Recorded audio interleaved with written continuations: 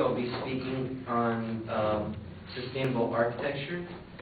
The advocate's major claim was that sustainable architecture is essential to limit the negative impact of buildings on the environment. His first claim was that sustainable architecture utilizes renewable resources.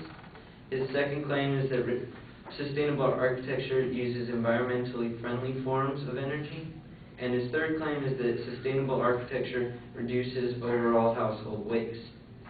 The advocate's first claim, sustainable architecture utilizes renewable resources. Now, my claim is that sustainable architecture has to pass a certain set of guidelines to be considered sustainable.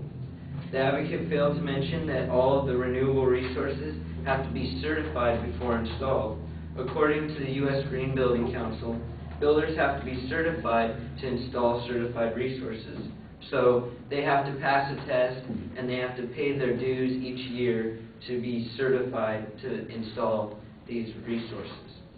According to Frank Musica, a risk management attorney, these builders will get a public relations boost once they become certified. So, it depends on what level of certification they get when they're certified. Home builders have to pass these LEED standards so that they can sell their homes as sustainable homes. The LEED is the Leadership in Energy and Environmental Design.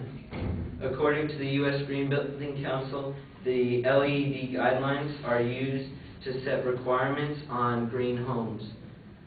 And the LEED guidelines require approval from people from the U.S. Green Building Council to be on top of the building codes that are already in place.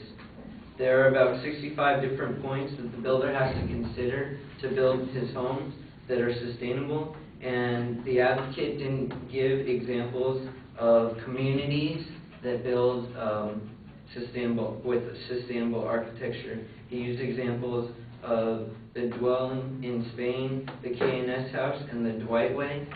Now, in the U.S., we build in communities, at least on the West Coast we do, and so, when the advocate talks about home builders, he should give, he didn't give any communities that are in the process of building or have completed using sustainable architecture.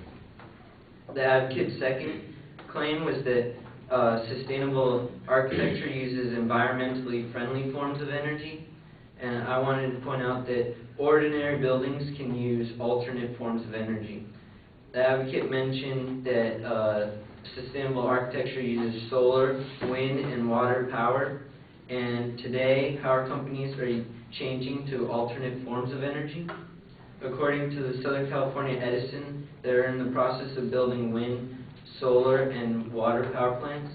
So is Pacific Gas and Electric. So when Southern California Edison and Pacific Gas and Electric put their alternative power on the grid, they're not choosing which houses the power goes to. So sustainable architecture is not the only type of housing or building that's receiving this alternate form of energy. The advocate's third claim is that sustainable architecture reduces overall household waste, and I wanted to point out that sustainable builders charge more to reduce this waste. The advocate mentioned that sustainable architecture reduces more waste, but the public can bypass this and reduce their waste According to Energy Star, there are appliances on the market that the public can buy to reduce their effect on the environment. This way, people living in ordinary housing can still reduce their effect on the environment. The advocate mentioned that the way builders charge for these projects, failed to mention the way the builders charge for these projects. According to Frank Musica, builders charge more in the beginning to buyers in the anticipation that the buyers will reduce their spending and will make the money back over a certain amount of years. This cost recovery system takes years, not months.